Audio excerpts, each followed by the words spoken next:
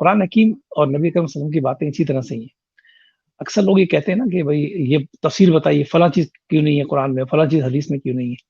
تو بات ان کو سمجھانے کی یہی ہوتی ہے کہ قرآن پاک جو ہے نا وہ اصل میں موٹی موٹی بات پیش کرتا ہے، گائیڈ لائن. اللہ تعالیٰ جو ہے وہ صرف اشارے دیتے ہیں بعض اوقات. کہیں کہیں تو آپ نے اللہ تعالیٰ نے واضح طور پہ آپ نے احکامات دیے ہیں لاس کے سلسلے میں، اور کہیں کہیں آپ نے صرف اس کے اشارے دیے. پھر ان کو سمجھنے کے لیے آپ کو اللہ کے نبی صلی اللہ علیہ وسلم کی سیرت سے اور آپ کی احادیث مبارکہ سے رجوع کرنا پڑتا ہے. ہمارے یہاں ایک طبقہ پیدا ہو گیا نا، آپ کو پتا ہے کہ جیسے جیسے لوگ یعنی کہ سو کالڈ زیادہ پڑھے لکھے بن جاتے ہیں نا، تو پھر اپنے آپ کو بہت بڑے، خود ہی اپنے آپ کو پڑھے لکھے سمجھنے لگتے ہیں، اور خود ہی پھر وہ اپنے آپ کو بہت کچھ عالم بھی سمجھنے لگتے ہیں، اسکالر بھی سمجھنے لگتے ہیں، سب کچھ. تو بعض لوگوں کا ان کے اندر ایسے اسکالر ایسے پیدا ہو گئے ہیں کہ وہ کہتے ہیں کہ جناب یہ صرف قرآن پاک ان کے لیے کافی ہے. اور ایک بہت بڑا طبقہ ایسا ہے، خاص کر جو پڑھ لکھ جاتے ہیں نا لوگ، ان کے دماغ میں یہ فطور آ جاتا ہے اکثر کہ جی حدیث کی ضرورت نہیں ہے ہمیں. اس کا پھر اگر اس کی بات بھی کرو تو پھر وہ بہانے بناتے ہیں کہ جی وہ حدیث میں اختلاف بہت زیادہ ہے، اور حدیثیں آپ دیکھیے کہ بہت بعد میں جا کے مرتب ہوئی ہیں، اور اس میں یہ ہے، اور اس میں یہ ہے، اس میں یہ ہے، 50 قسم کے اعتراضات اس کے اندر جڑ دیتے ہیں. جبکہ ان کو معلوم ہونا چاہیے کہ حدیث جو ہے، اور خود نبی کریم صلی اللہ علیہ وسلم کے اقوال، حدیث ہے اصل میں اللہ کے نبی صلی اللہ علیہ وسلم کے قول اور فعل کا نام اس کا. تو قول فعل کے نام دونوں چیز آ جاتی ہیں آپ کی. قول سے مراد کہ آپ نے کہیں کہا اور کہیں خاموش رہے، وہ بھی قول ہے آپ کا. یعنی ایسا نہیں ہے، فرض کر لیجیے آپ نے کوئی صلی اللہ علیہ وسلم نے آپ نے کوئی چیز دیکھی اور آپ نے اس کو روکا نہیں، تو پھر اس کا مطلب اس کے اوپر آپ نے ایک طرح کی رضامندی آپ کی اس میں ہو گئی. اور آپ نے کسی چیز کو کہا منہ سے کہ یہ کرو، اور کسی چیز کو روکا، تو وہ تو سمجھیے حکم بن گیا، وہ تو پورا لا بن گیا. وہ تو ایک جملے سے لا بنا ہے اصل میں. اسی طرح سے اللہ کے نبی صلی اللہ علیہ وسلم نے جو فعل کیا، عمل جو کیا، اور تو وہ سمجھ لیجیے وہ تو ہو گیا. اچھا، پھر وہ بہت سی چیزیں کہ جو کیا نام ہے آپ نے عمل نہیں کیا آپ نے، لیکن آپ نے اس کی تحسین فرمائی کہ یہ اچھی چیز ہے، تو وہ بھی قانون بن جائے گا، سمجھیے وہ بھی لا بن گیا ہمارے لیے. اور بہت سی ایسی چیزیں کہ جو آپ نے جس کو ناپسند کلیئر کٹ، وہ تو پھر ہو گیا، اس کو وہ تو اس میں آ گیا، نہیں کے اندر آ گیا کہ وہ کرنا ہی نہیں ہے اس کو. اچھا، بہت سی چیزیں پھر ایسی ہیں کہ جو اللہ کے نبی صلی اللہ علیہ وسلم نے کچھ چیزیں اپنائی ذاتی طور سے. جیسے آپ صلی اللہ علیہ وسلم جو تھے وہ رات رات بھر کھڑے ہو کے آپ کو عبادت کرتے تھے. اسی طرح آپ جو ہیں وہ کثرت سے روزے رکھتے تھے، آپ بے انتہا روزے رکھتے تھے. اسی طرح آپ صلی اللہ علیہ وسلم جو تھے وہ اس طرح کی آپ صلی اللہ علیہ وسلم کی کچھ عادات مبارکہ تھیں تو جو اللہ کی طرف سے آپ کے لیے خصوصی طور پہ، اب یہ امت کے لیے آپ نے لازم قرار نہیں دیا آپ کو کہ آپ جو ہے وہ جناب پوری رات جاگتے رہیں، اور آپ جو ہے جناب ساری زندگی روزے رکھتے رہیں. اس کو بول کے آپ نے ناپسند فرمایا. میں نے بتایا نا ایک مطلب آپ نے ایک مشہور واقعہ ہے کہ کچھ صحابہ کرام جو تھے وہ نبی اکرم صلی اللہ علیہ وسلم کی زندگی کے معاملات کو دیکھنے کے لیے آئے، تو انہوں نے دیکھا کہ اللہ کے نبی صلی اللہ علیہ وسلم جو ہے وہ کثرت سے روزے رکھتے ہیں. جب دیکھیے جناب وہ روزہ رکھا ہوا ہے، جب دیکھیں روزہ رکھا ہوا ہے، اور پھر دیکھا کہ روزانہ جاگ رہے ہوتے ہیں، ساری رات جاگ کر عبادت کرتے ہیں. تو جا کر انہوں نے جناب وہی رویہ اپنی زندگیوں میں اختیار کرنا شروع کر دیا. یہاں تک کہ انہوں نے یہ سوچ لیا کہ چونکہ ساری رات آپ صلی اللہ علیہ وسلم مسجد میں ہی ہوتے ہیں، عبادت کر رہے ہوتے ہیں، تو شاید اپنے بیگمات کے پاس بھی نہیں جاتے ہیں. تو انہوں نے تہیہ کر لیا کہ جناب ہم اپنا بیگمات کے پاس جائیں گے، نہ ہم جو ہے وہ ساری رات سوئیں گے، اور پھر سارا دن روزے رکھیں گے. یہ اس کو سنت سمجھنے لگے تھے. بعض لوگ ہوتے ہیں نا کہ جو اصل میں ایکسٹریم پہ آ جاتے ہیں، انتہا پسندی جسے کہتے ہیں نا. اگرچہ انتہا پسندی وہ نہیں کہ جو لوگوں نے آج کل بنا دی ہے، یہ لوگوں نے تو ہر چیز کا نام انتہا پسندی بنا دی ہے. ایکسٹریمزم اور فنڈامنٹلزم جسے کہ انہوں نے 2 نام مغرب نے دیے ہیں اصل میں، کہ جو ہمارے پڑھے لکھے لوگوں نے اس کو اپنا لیا ہے. اور ہر وہ شخص کے جو کیا نام ہے نماز پڑھنا چاہتا ہے، اللہ کے راستے پہ آتا ہے، داڑھی رکھ لیتا ہے، اور لباس کچھ سنت نبی کی طرح اختیار کر لیتا ہے، تو کہتے ہیں بس یہ انتہا پسند ہو گیا. تو ان کی تو یہ ہے کہ بلکہ وہ ایک مرتبہ بڑا مجھے یاد ہے کہ قاضی حسین احمد صاحب نے یہاں پہ ایک دانشور سے پوچھا تھا انگریز کہ آپ کے خیال میں یہ فنڈامنٹل، آپ جو کہتے ہیں کہ ہم لوگ فنڈامنٹل، اس زمانے میں جو اصطلاح تھی فنڈامنٹلزم کی تھی، اور مسلمانوں کو کہتے تھے فنڈامنٹلسٹ. اب تو خیر ایکسٹریمسٹ کہتے ہیں اب بلکہ اور بڑھ کر اب تو ٹیررسٹ بھی نام رکھ دیا ہے نا، آپ کو پتا ہے. اب تو آپ کریں نہ کریں لیکن آپ ٹیررسٹ قرار پاتے ہیں، تو حال یہ ہو گیا. تو اس دانشور نے بتایا کہ جی ہم، میں نے بعد میں پڑھا بھی اصل میں کہ بائبل کے جو یعنی کہ جو مطلب ان کے ٹرمز تھیں، اس کے اندر یہ فنڈامنٹلزم استعمال ہوتا تھا بعد میں. زمانے میں نہیں بلکہ بعد میں، جب یہ ان کا زوال شروع ہوا عیسائیوں کے، سمجھے آپ، اور انڈسٹریلائزیشن ہوئی، اور ان کی مادہ پرستی بہت زیادہ بڑھ گئی، اور مغرب کے اندر، یہ مغرب کی بات ہے، تو انہوں نے اس کی تعریف یہ کی تھی کہ فنڈامنٹلزم وہ ہوتا ہے اصل میں، یعنی فنڈامنٹلسٹ اس کو کہتے ہیں کہ جو اپنی جو کتاب ہے، اس کی مذہبی کتاب، وہ اس کے مطابق عمل کرنا چاہتا ہے۔ تو قاضی حسین احمد صاحب نے کہا تھا یہ تو کوئی بات نہیں ہوئی، ہم تو ہمارا تو ایمان ہی یہی ہے اصل میں، کہ اگر قرآن پاک ہماری ایک کتاب ہے آخری، اللہ کی کتاب ہے، سارے انسانوں کے لیے آئی ہے، تو عمل کے لیے آئی ہے۔ اس کا مطلب یہ کہ ہر مسلمان فنڈامنٹلسٹ ہے، اس کا مطلب تو وہ ان کے خیال میں یہی تھا اصل میں، چونکہ اور حقیقت بھی مسلمان چونکہ سب سے زیادہ پریکٹسنگ ہے اصل میں، آج بھی اگر آپ دیکھ لیجیے الحمدللہ اس گئے گزرے دور کے اندر بھی، کہ جبکہ حقیقتاً مطلب یہ کہ اتنے آئیڈیل قسم کے مسلمان دنیا میں آپ کو نظر نہیں آئیں گے، اور حقیقت بھی ہے کہ نہ ہماری اسٹیٹس ایسی ہیں، نہ ہمارے افراد ایسے ہیں، نہ مجموعی لحاظ سے، لیکن اس کے باوجود بھی پریکٹسنگ کے لحاظ سے مسلمان جو ہیں وہ سب سے زیادہ میجورٹی کے نسب، آپ دیکھ لیجیے کہ سب سے زیادہ مساجد ہیں، سب سے زیادہ مساجد بھری ہوتی ہیں ہماری، اور اسی طرح روزے رکھتے ہیں، اللہ کے جو احکامات ہیں موٹے موٹے، روزے رکھتے ہیں، زکوٰۃ دیتے ہیں، حج کرتے ہیں، یعنی عمل کی، نکاح اور طلاق کے جو قوانین ہیں اس پر عمل ہوتے ہیں، کافی حد تک کہنا چاہیے، اگرچہ 100% تو نہیں ہے، لیکن کافی عمل کرتے ہیں، تو یہ اس کا نام رکھا تھا جی فنڈامنٹلزم۔ تو بہرحال ہمارا تو ایمان یہی ہے کہ ہمارے قانون کا جو ہے اصل میں دو حصے ہیں، ایک قرآن اور ایک سنت۔ قرآن جو ہے وہ اللہ کے نبی صلی اللہ علیہ وسلم کی یعنی کہ تشریح کے بغیر سمجھ سکتے، پہلا جو مفسر قرآن اللہ نے زمین میں اتارا قرآن کے لیے، وہی کہ جس پہ قرآن اترا، اور وہ ہے محمد صلی اللہ علیہ وسلم۔ پہلی تشریح جو کی کسی نے تو وہ محمد صلی اللہ علیہ وسلم نے کی ہے۔ یہی وجہ ہے کہ نبی اکرم صلی اللہ علیہ وسلم نے ایک قانون کے بارے میں، زندگی کے، آپ کو زندگی کے قانون کہہ لیں، آپ اس کو رول آف دا لا کہہ لیں، سب کسی کے لیے آپ نے ایک بڑا زبردست معیار آپ نے ایک دے دیا۔ ایک مطلب حضرت معاذ بن جبل ایک صحابی تھے، ان کو آپ نے یمن کا گورنر بنا کے بھیجا۔ اب آپ اس سے اندازہ کر لیجیے کہ اللہ کے نبی صلی اللہ علیہ وسلم خالی کوئی وائز نہیں تھے، خالی مولوی صاحب نہیں تھے وہ تقریریں کرنے والے، بلکہ ایک ایڈمنسٹریٹر تھے وہ، اور انہوں نے ایک اسٹیٹ بنائی تھی، اس کے بعد وہ اسٹیٹ یعنی ایڈوانس کیا اس اسٹیٹ نے، اور تقریباً عرب کا پورا 8.5 لاکھ میل مربع میل کا جو علاقہ تھا وہ نبی اکرم صلی اللہ علیہ وسلم کی زندگی میں فتح ہو گیا تھا، سمجھیے آپ۔ اس کے بعد بھی ایڈوانسمنٹ ہوئی ہے، اس کے بعد افریقہ تک پہنچے ہیں، یورپ کے دروازوں تک کھڑائے ہیں، اور ایشیا اور دنیا کے جتنے بر اعظم تھے سارے سب جگہوں پہ مسلمان جو ہیں وہ پہنچے ہیں اصل میں۔ تو اللہ کے نبی جو تھے وہ اسلام کا مقصد یہی ہے اصل میں، اسلام جو ہے وہ ایڈوانس کرتا ہے، لیکن اس کے اس ایڈوانسمنٹ کے اندر، اس کے فتوحات کے اندر وہ ظالمانہ فتوحات نہیں ہوتی کہ دنیا کے دوسری قوموں نے کی ہیں، اور دنیا کے دوسرے جرنیلوں نے، اور انہوں نے جنہوں نے کانکر کیا اس طرح کیا، ایسا نہیں ہے سر۔ تو معاذ بن جبل رضی اللہ تعالیٰ عنہ کو جب آپ نے گورنر بنا کے بھیجا تھا یمن کا، تو آپ نے ان کے سینے پہ ہاتھ رکھا اور پوچھا آپ نے کہ معاذ تم وہاں پر کیسے رول کرو گے، یعنی فیصلے کیسے کرو گے۔ دیکھیے آپ، حکم کا قرآن تو اصل میں ہے حکم ہی ہے اصل میں۔ بہت غلط لوگ سمجھتے ہیں کہ وہ قرآن جو ہے خالی پڑھنے والی چیز ہے، یہ پوری احکامات کی کتاب ہے اصل میں، یہ رولز کی کتاب ہے۔ قرآن میں ذکر ہے نا کہ ان الحکم الا للہ، حکم کسی کا نہیں سوائے اللہ کے، اور قرآن میں ذکر ہے لتحکم بین الناس، کہ تم انسانوں کے درمیان حکومت کرو۔ حکومت کا کام کیا ہوتا ہے؟ حکومت کا کام یہ ہوتا ہے کہ وہ ڈیسیژن لیتی ہے، سر فیصلے کرتی ہے، اور ویسے تو دیکھا جائے ہم سب فیصلے کرتے ہیں۔ اللہ تعالیٰ نے ہماری اپنی لمیٹڈ اپنی جو ہماری وہ ہے دنیا، ہر انسان کی اپنی دنیا ہے، اس دنیا کے اندر اس کا حاکم ہوتا ہے۔ اب آپ اس پہ سپوز اس پہ کر لیجیے آپ، یا جو پوری ایک ملک کا حاکم اس پہ سپوز کر لیجیے، یا جیسے گورنر بنا کے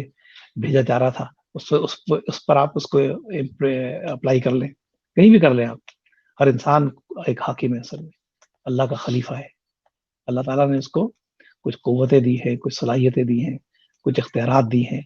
کچھ اس کو ریسورسز دی ہیں، کچھ مینس دی ہیں، سب کچھ اس کی، اور اس کو مرضی دی، اپنی مرضی سے یہ تمہیں مرضی بھی دے دی، لیکن مرضی کے ساتھ بتا دیا گیا تو اپنی مرضی چلاؤ گے تو دھوکہ کھاؤ گے، میری مرضی چلاؤ گے جس کے تم نمائندے ہو، جس کے تم اپوائنٹڈ ہو، تو دنیا میں کامیاب ہوگی انشاءاللہ، آخرت میں کامیاب ہوگی۔ تو معاذ بن جبل کو آپ نے اس حکومت کی، ان کو تو خیر بہت بڑی حکومت دی جا رہی تھی، یمن کا گورنر بنایا جا رہا تھا، لیکن آپ اور میں سب جو ہم بھی حاکم ہیں سب، ہمارے لیے بھی اور معاذ بن جبل کے لیے جو آپ نے رول دیا وہ یہ بھی پوچھا کہ اے معاذ تم وہاں پر کیسے فیصلے کرو، یعنی حکم کیسے کرو، لفظ استعمال کیا۔ تو معاذ نے، یعنی آپ ٹرینڈ تھے نا، آپ ایسے صحابی کو تو نہیں بھیج رہے تھے، آپ کی اکیڈمی سے وہ ٹرینڈ قسم کے جو لوگ تھے ان کو آپ دنیا بھر میں بھیجا کرتے تھے۔ ہمارے یہاں ہوتی ہے نا، ہمارے یہاں اب دیکھیے آرمی میں لوگ جاتے ہیں تو وہاں پر ان کی اکیڈمی ہے، کاکول کے اندر ہمارے ہوتی ہے پاکستان ملٹری اکیڈمی ہے۔ اس طرح سے ہمارے یہاں جو سول سروسز میں جاتے ہیں تو ان کی اپنی اکیڈمیز ہوتی ہیں کہ جس میں سول سروسز کے لوگ تیار کیے جاتے ہیں، باقاعدہ ان کی ذہن سازی کی جاتی ہے، ان کی کردار سازی کی جاتی ہے، ان کو سارے قوانین سکھائے جاتے ہیں، ان کو ایڈمنسٹریشن کے اور ان کو جناب کس طرح انتظامی معاملات ہوتے ہیں وہ سب کی حکمتیں بتائی جاتی ہیں۔ اس کی ٹریننگ کمپلیٹ کرنے کے بعد پھر ان کی اپوائنٹمنٹ ہوتی ہے کہ پھر وہ جا کے پبلک سروسز میں کام کریں، اور یہاں بھی ہوتا ہے، برطانیہ میں بھی ایسا ہی ہے اور ساری دنیا میں ایسا ہی ہے۔ تو وہ تو معاذ بن جبل تو اللہ کے نبی صلی اللہ علیہ وسلم کی اکیڈمی کے ایک ٹرینڈ قسم کے فرد تھے، ایسے تو نہیں بنایا تھا آپ نے۔ تو معاذ سے پوچھا کہ معاذ تم وہاں کیسے کرو گے؟ تو معاذ نے بن جبل رضی اللہ تعالیٰ نے جواب دیا کہ یا رسول اللہ صلی اللہ علیہ وسلم، میں سب سے پہلے یہ دیکھوں گا کوئی بھی مسئلہ سامنے میرے پیش آئے گا کہ اس میں اللہ کا حکم کیا ہے، قرآن مجھ سے کیا کہتا ہے۔ آپ خوش ہو گئے، آپ نے اس کو ہاتھ تک کے کہا کہ معاذ تم نے صحیح کہا۔ پھر معاذ نے کہا کہ پھر دوسری بات، جب مجھے اس کے اندر وہ چیز نہیں ملے گی، اگر وہ فیصلہ میں کرنے جا رہا ہوں اور وہاں سے مجھے روشنی نہیں ملی، اگر وہاں سے مجھے یعنی کلیئر نہیں اگر میں ہوا، ہدایت اگر نہیں ملی مجھے، ممکن ہے میں نہ سمجھ پا رہا ہوں، تو پھر میں اللہ کے رسول صلی اللہ علیہ وسلم کی سنت کو دیکھوں کہ آپ نے پھر اس موقع پہ ایسا کیا کیا، آپ کی سیرت مبارکہ کیا تھی۔ اور تیسرے نمبر پہ پھر میں اجتہاد کروں گا، اور اجتہاد بھی میں ان دونوں چیزوں کی روشنی میں کروں گا۔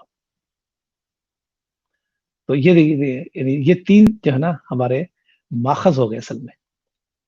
ہمارے زندگی گزارنے کے، ہمارے قانون کے، ہماری حکومت کے، ہماری ذاتی زندگی کے بھی، اور ہماری اجتماعی زندگی کے اندر بھی اللہ تعالیٰ کی طرف سے اشارہ دیکھیے نبی کریم سے مل گیا۔ آپ نے ان کے سینے پہ ہاتھ رکھا اور دعا دی، معاذ کہ تمہیں اللہ خوش رکھے،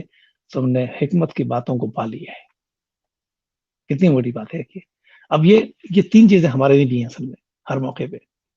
کہ ہر موقع پہ ہم یہ دیکھیں کہ اللہ کا حکم کس میں کیا ہے، اور اللہ کا حکم اگر ہمیں معلوم ہو جائے بس پھر تو جناب دنیا ادھر سے ادھر ہو جائے، ہم زندگی اس کے مطابق گزارنی چاہیے۔ اس کے بعد اس سے اگر ہم کو روشنی نہ ملے، ہم کو پتہ نہ لگے، کوئی ابہام ہو ہمارے اندر، کوئی شک و شبہ ہو، ہمارا علم نہ ہو، نالج اتنی نہ ہو، دل و دماغ ہمارا اس طرف نہ جائے، مطمئن نہ ہو رہے ہوں، تو پھر ہم یہ دیکھیں گے کہ اللہ کے رسول صلی اللہ علیہ وسلم نے ایسے موقع پہ اس سچویشن میں کیا کیا۔ اور تیسرے موقع پہ پھر ہم اگر ان دونوں چیزوں میں نہیں ملا، اب جیسے اجتہاد کریں گے، اجتہاد جو ہوتا ہے وہ چیز ہوتی ہے کہ یعنی کہ دنیا ایڈوانس کرتی ہے، دنیا ترقی کرتی ہے، نت نئی چیزیں ایجاد ہوتی ہیں، نئے نئے معاملات پیش آتے ہیں، نئے نئے فلسفے سامنے آتے ہیں، تو اس صورت کے اندر ہم کیا کریں اگر وہ اللہ کے نبی وسلم کے زمانے میں نہیں تھی وہ چیز۔ مثلا آپ نے یہ دیکھا کہ جیسے شروع میں آیا لاؤڈ اسپیکر ایجاد ہوا، تو بہت سے ہمارے علماء نے اس کی مخالفت شروع کر دی کہ بھائی یہ جو ہے وہ بدعت ہے، کیونکہ اللہ تعالیٰ نے اس کا حکم کہیں نہیں دیا، اور نبی کریم صلی اللہ علیہ وسلم کے زمانے میں یہ نہیں تھا، اب یہ چیز آ گئی ہے تو لہٰذا یہ جناب حرام ہے۔ لیکن جو صحیح علماء تھے انہوں نے پھر اجتہاد کیا، انہوں نے اس کے فائدے دیکھے، انہوں نے دیکھا کہ اس کے فائدے بھی ہیں، نقصانات بھی ہیں۔ فائدے اس کے یہ نظر آئے کہ اس کے ذریعے سے زیادہ لوگوں تک بات پہنچ سکتی ہے، اور ایک ہی وقت کے اندر سینکڑوں، ہزاروں، اب تو خیر کروڑوں کی بات ہو گئی، انٹرنیٹ پہ اگر آپ بات کریں تو کروڑوں کے اربوں تک ایک وقت بات پہنچ جاتی ہے۔ تو یہ معلوم ہو کہ ان چیزوں اس طرح آج کل کی جو چیز آ گئی انٹرنیٹ کے جیسے ہو گیا، اب انٹرنیٹ آیا تو جناب بہت شروع کے اندر بہت مخالفت ہوئی، بہت بویلا مچا، اس سے تو فحاشی عریانی پھیل جائے گی، اس سے یہ ہو جائے گا، معاشرہ تباہ ہو جائے گا، فلاں ہو جائے گا۔ لیکن پتہ چلا کہ جناب اس کے فائدے، یہ دیکھیے انٹرنیٹ ہی تھی جس کے سے آپ مجھے سن رہے ہیں سب کا. تو معلوم یہ ہوا کہ دنیا میں جتنی چیزیں ہوتی ہیں اصل میں اس کا فائدہ بھی ہے، نقصان بھی ہے. اور بقول جیسے مولانا مودودی نے کیا لکھا کہ یہ ایسا ہی ہے جیسے تلوار ہے، کہ تلوار کا استعمال جو ہے وہ جائز بھی ہے اور ناجائز بھی ہے. اگر وہ ڈاکو کے ہاتھ میں آئے گا خنجر، قتل و غارت کرے گا، فساد پھیلائے گا.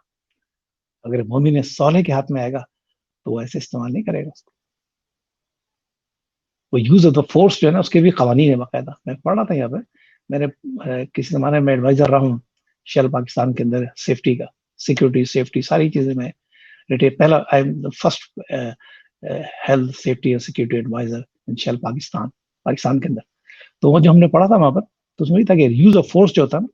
یوز آف آرمز جو ہوتا ہے سارا، یہ اس کے بھی باقاعدہ رولز متعین کیے گئے کہ کون سا موقع ہوگا، کیسا ہوگا کہ پھر آپ جو طاقت کا استعمال کریں. طاقت کا استعمال یہ نہیں تو ایک دم بس آپ کر دیں استعمال. اسلحہ کا استعمال یہ نہیں کہ فٹ دیں اور فائر کر دیں، نہیں. اس کے بھی پورے اس کے رولز بتائے ہوئے اس کے کہ کیا کیا اسٹیپس ہیں اصل میں، اور کون کون سی سچویشن ایسی ہوگی کہ صورت میں آپ کو اسلحہ رکھنے کی اجازت ہوگی. ورنہ انسانی فطرت یہ ہے کہ چھٹ کر کے استعمال کرتا ہے، غصہ آئے گا تو فائر کر دے گا. تو اس طرح ہر ایک کے ہاتھ میں یہ بڑا اچھا لگا. برطانیہ کے جو قوانین ہے اس کے اندر یہ بات ہے اصل میں. اب دیکھیے ہر ایک کے عام نہیں ہے، اسلحہ نہیں یہاں پر، لیکن امریکہ میں ہر ایک کے پاس ہے اسلحہ، وہاں پر عام ہے، ہر ایک کی اجازت ہے. تو وہاں جناب جتنی قتل و غارت گری وہاں ہوتی، برطانیہ میں نہیں ہوتی ہے. یہاں ہوتی ہے، یہاں پر آپ سنتے ہوں گے، یا یہ اسٹیبنگ کرتے ہیں، یہاں پر خنجر کا استعمال ہوتا ہے. لیکن بہرحال اس کے بھی جو نا وہ کم ہے اصل میں، سب سے کم. تو میرا کہنے کا مقصد یہ تھا کہ کچھ قوانین ہیں، کچھ لاز ہیں کہ جن کا استعمال اصل میں انسانیت کی بہتری کے لیے ہے اصل، کہ جو اللہ اور اس کے رسول صلی اللہ علیہ وسلم نے مقرر کی اصل میں. انسانیت کی فلاح اس کے اندر اصل. اور کوئی مہذب قوم، کوئی مہذب دنیا، کوئی مہذب نیشن، کوئی ملک جو ہے جتنے سویلائز نے، وہ جب تک کہ رول آف دا لا ان کے نہیں ہوگا اور اس پر عمل نہیں ہوگا. رولز تو بہت بنے ہوئے ہمارے پاکستان میں، بہت ہیں رولز، لیکن عمل نہیں. مصیبت یہ ہے. اور جس کبھی کبھی جن کے ہاتھوں میں آ جاتا ہے وہ بڑے یعنی کہ فاسد لوگ ہوتے ہیں، خدا سے پھرے ہوئے لوگ ہوتے ہیں، بد کردار لوگ ہوتے ہیں. اس کی وجہ سے فائدے کے بجائے وہ ہمیں نقصان ہوتا ہے.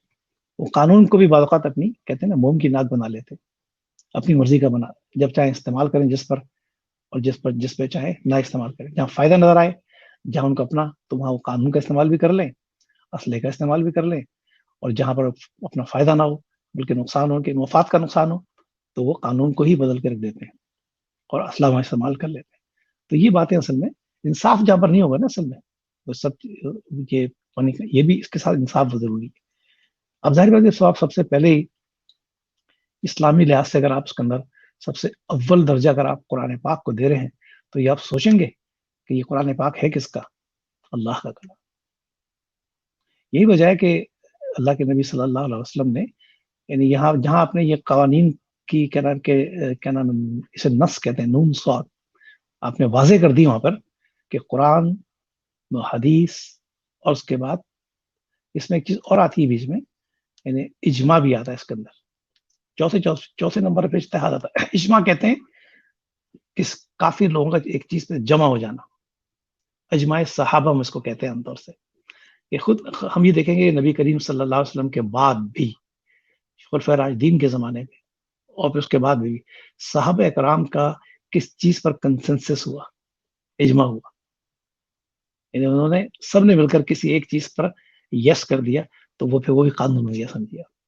اجماع بھی قانون کا ایک حصہ ہمارے یہاں. تو قرآن پہلی چیز، اس کے بعد حدیث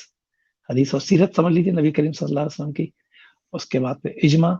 اور اس کے بعد پھر آئے گا ہمارا اجتہاد. اجتہاد جو ہوگا وہ پھر، لیکن اجتہاد بھی یہ سمجھ لیجیے اس کے لیے بھی شرائط یہ ہیں کہ جو وہ لوگ کریں کہ جن کا علم ہو اصل میں. ایسا نہ ہو کہ ہر آدمی جو مجتہد بن جائے، بلکہ جو جانتا ہو، قرآن جانتا ہو، حدیث کو جانتا ہو، صحابہ کرام کی زندگی کو جانتا ہو، ان کے تمام چیزوں کو جانتا ہو، وہ پھر اجتہاد کریں گے اس میں. لیکن عام لوگ جو ہیں ان کے لیے ضروری ہے کہ پھر اس کے اندر علم کو حاصل کریں، کوشش کریں کہ قرآن کو سیکھیں، اور اس کے بعد پھر حدیث کو سیکھیں، اللہ کے نبی صلی اللہ علیہ وسلم کی سیرت کو پڑھیں، صحابہ کرام کی زندگی کو پڑھیں، یعنی مجموعی طور سے دین کے مطالعہ کریں، تو اس کے بعد ان کے اللہ تعالیٰ سے صلاحیت پیدا کر دے گا کہ وہ انشاءاللہ اس قابل ہو سکیں گے کہ زندگی گزارنے کا جو سلیقہ اور طریقہ جو ہے اس کے لیے اللہ تعالیٰ نے جو مقرر کیے ہیں رولس وہ ان کو جان سکے.